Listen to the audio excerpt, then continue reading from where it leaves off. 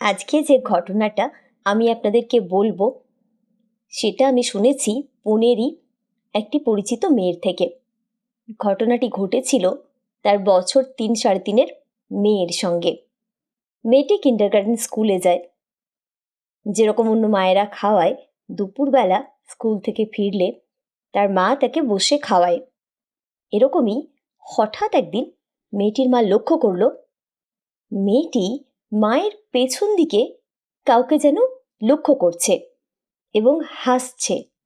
কেউ বাচ্চার সঙ্গে খেলা করলে যেরকম বাচ্চা ইন্টারাক্ট করে, মেয়েটি সেরকম ইন্টারাক্ট করার চেষ্টা করছে। দু একদিন লক্ষ্য করার পর মায়ের একটু অদ্ভুত লাগে। মা জিজ্ঞেস করে, তুই কাকে দেখছিস আমার পেছন দিকে, কি আছে? মেয়েটি কোনো উত্তর দেয় না।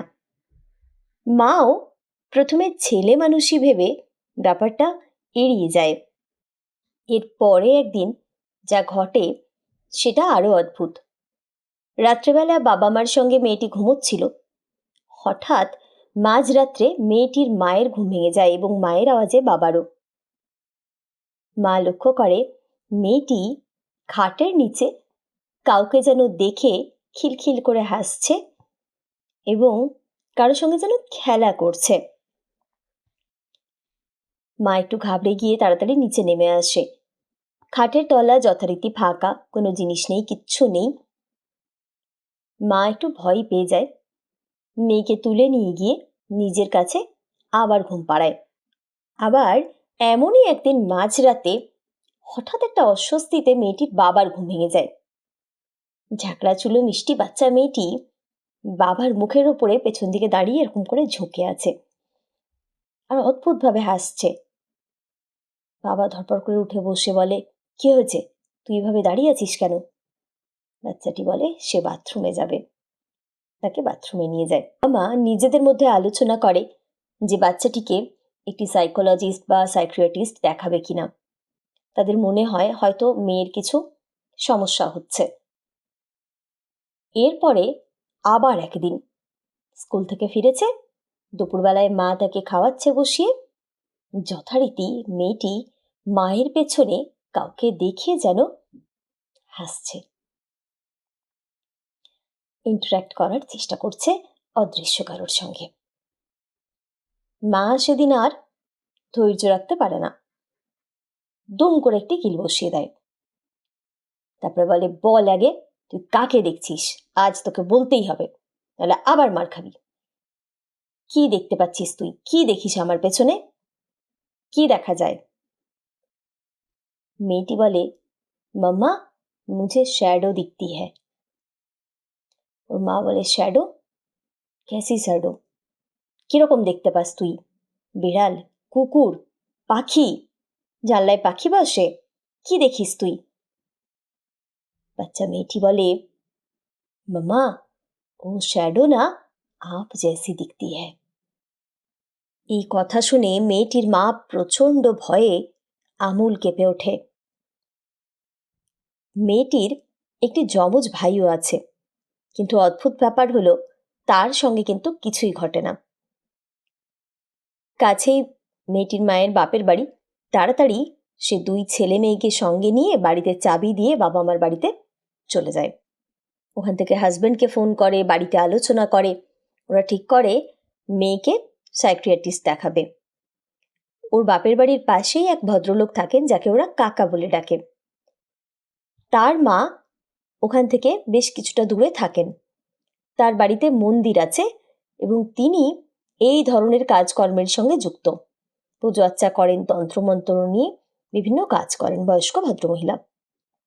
তো ওই কাকা ওকে বলে, ডাক্তার দেখাবি ঠিক আছে, কিন্তু তোরা একবার ওকে মায়ের কাছে নিয়ে যা, আমি ফোন করে দিচ্ছি। মেয়েটি দেরি না করে বাচ্চা মেয়েটিকে নিয়ে ওই ভদ্রমহিলার কাছে যায়। সেই ভদ্রলোক যখন অবশ্য তার মাকে ফোন করেন, ওরা তাকে বুড়ি আম্মা বলে, তো বুড়ি আম্মাকে যখন ফোন করে উনি প্রথমে রাজি হননি। উনি বলেন যে এই মাসটা হচ্ছে দেবীদের বিশ্রামের মাস। ওনার বাড়িতে কালীমা, দেবীরানী সব প্রতিষ্ঠিত আছেন মন্দির। আর মারাঠিরা কালীমাকে কারুবাই বলে অভিহিত করে, ডাকে। কিন্তু শেষ পর্যন্ত বাচ্চাটির কথা বলায় ভদ্রমহিলা রাজি হয়ে যান। সেই ভদ্রমহিলা মানে বুড়ি আম্মার বাড়িতে যাওয়ার পরে ভদ্রমহিলা বাচ্চাটিকে সামনে বসিয়ে জিজ্ঞেস করেন, মারাঠিতে যেরকম জিজ্ঞেস করেন যে তুমি কে, কোথা থেকে এসেছো।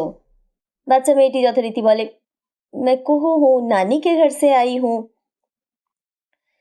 এরকম কিছুক্ষণ কথা বলার পরে ভদ্রমহিলা বলেন যে ওর মধ্যে কিছু নেই, কিন্তু তুই যদি অনুমতি দিস, যদি কিছু থেকে থাকে ওই বাড়িতে, আমি তোর মেয়ের মধ্যে দিয়ে তাকে ডাকতে চাই এবং প্রশ্ন করতে চাই।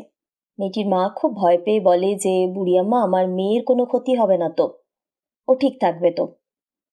বুড়ি আম্মা ওকে বলে যে আমার জীবন থাকতে, আমি বেঁচে থাকতে তোর মেয়ের কিচ্ছু হবে না। বুড়ি আম্মা মন্দির থেকে কি সব নিয়ে আসে, নিয়ে টিয়ে এসে রাখে, বিভূতি, জল, মেয়েটির গায়ে কি সব ছিটিয়ে দেওয়ার পরে কিছুক্ষণ বাদে মেয়েটির চোখ মুখ পাল্টে যায়, অদ্ভুত যেন একটা আক্রোশ, ওর গলার আওয়াজ পাল্টে যায়। মেয়েটির মা আমাকে বলছে যে दीदी आप यकीन नहीं करोगे, मैं भी सामने से नहीं देखती मेरी बेटी को तो मुझे यकीन नहीं होता।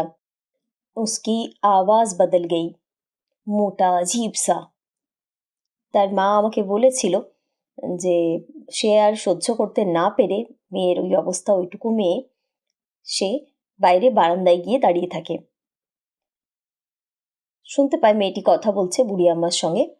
এরপরে জানা যায় মেয়েটি প্রত্যেক দিন যে চৌমাথার মোড় দিয়ে বাড়ি ফিরত, সেই চৌমাথার মোড়ে নাকি একটি প্রেগনেন্ট মহিলা অ্যাক্সিডেন্টে মারা যায়। সেই মহিলার আত্মাই নাকি মেয়েটির পিছু নিয়েছিল। বুড়ি আম্মা তাকে জিজ্ঞেস করে, কি চাই তোর, ক্যা চাহিয়ে তুঝে? মেয়েটি বলে, বাচ্চা মেয়েটি এরকম গলায় বলে, মুঝে খানা চাহিয়ে, मैं भूखी हूँ, मैं भूखी मरी थी, मुझे खाना दे। প্রেগনেন্ট অবস্থায় মারা গেছিল বলে ছোট্ট মেয়েটির মায়ায় সে তার পিছু নিয়ে ওই বাড়িতে যায়। বাচ্চা মেয়েটিকে কালী মায়ের মন্ত্র পড়া, বিভূতি, জল দিয়ে বুড়ি আম্মা কিছু মন্ত্র পড়ে, আত্মাটি ছেড়ে যায় এবং মেয়েটি তখন নাকি টয়লেট করে ফেলেছিল। মেয়েটির মা যখন আমাকে বলছে, তখনও এত বছর বাদেও, বেশ কয়েক বছর আগের কথা, তার গলা কাঁপছে। সে আমায় বলছে যে দিদি, ওই সময়টা আমি কোনোদিন ভুলতে পারবো না, ওই জায়গা ছেড়েই আমি চলে এসেছি, ওই বাড়ি ছেড়ে, ওই জায়গা ছেড়ে আমি অন্য জায়গায় চলে এসেছি। বাচ্চাটির মা যে আমার কাছে আসে, পরিচিত মেয়েটি, সে সাই বাবার একনিষ্ঠ ভক্ত। প্রতি মাসে অবধারিত সে পুনের থেকে শিরডি যায় সাই বাবার দর্শন করতে। তার হাজবেন্ড না গেলে, কেউ না গেলেও সে একাই যায়। বুড়ি আম্মা তাকে বলেছিল, সাই বাবার প্রতি তোর অপার ভক্তি, তোর হাতের ধাগা, এবং তুই মেয়েটি এবং ওই আত্মার মাঝে সবসময় থাকতিস, সেই জন্য আত্মাটি কোনো ক্ষতি করতে পারেনি। তা না হলে কবেই ও তোর মেয়েকে নিয়ে চলে যেত। হয়তো সাই বাবার প্রতি তোর অপার ভক্তি আর মায়ের স্নেহের জন্যেই, মায়ের শক্তির জন্যেই তোর মেয়ে আজকে সুস্থভাবে তোর কাছে রয়েছে। এই ঘটনাটা যখন আমি শুনেছিলাম, সত্যি বলছি, রাত্রেবেলা আমার ঘুম আসছিল না। মেয়েটিকে যদি আমি না চিনতাম, বেশ অনেক দিন ধরে মেয়েটিকে আমি চিনি, তাহলে হয়তো সত্যিই আমার বিশ্বাস করতে কষ্ট হতো যেরকম ঘটতে পারে। এখনও আমার কাছে অবিশ্বাস্যই লাগে। আর আপনাদের আমি একটা কথা বলি, যখনই আমি এই ধরনের ঘটনা আপনাদের সঙ্গে শেয়ার করি, তখন আমি বলতে চাই যে এই প্যারানর্মাল ব্যাপারগুলো বিতর্কের বিষয়। আমার কাজ গল্প বলা। এরকম কোনো ঘটনা শুনলে আপনাদেরকে আমি শোনাই, সেই জন্য ঘটনাগুলোকে আপনারা প্লিজ গল্প হিসেবেই নেবেন। কোনো রকম কুসংস্কার বা কোনো কিছুকে প্রশ্রয় দেওয়া আমার কোনো ইন্টেনশন নেই। ভূত, ভগবান সব কিছুই প্রত্যেকের নিজস্ব অনুভূতি বা ব্যক্তিগত বিশ্বাসের জায়গা। ভালো থাকবেন সবাই। আরও যদি এই ধরনের ঘটনা আপনারা শুনতে চান, মানুষের জীবন থেকে উঠে আসা নানা রকম কথা, গল্প, তাহলে অবশ্যই সাবস্ক্রাইব করুন গল্প কথা বাই পায়েল। ভালো থাকবেন সবাই। আজকের মতো টাটা।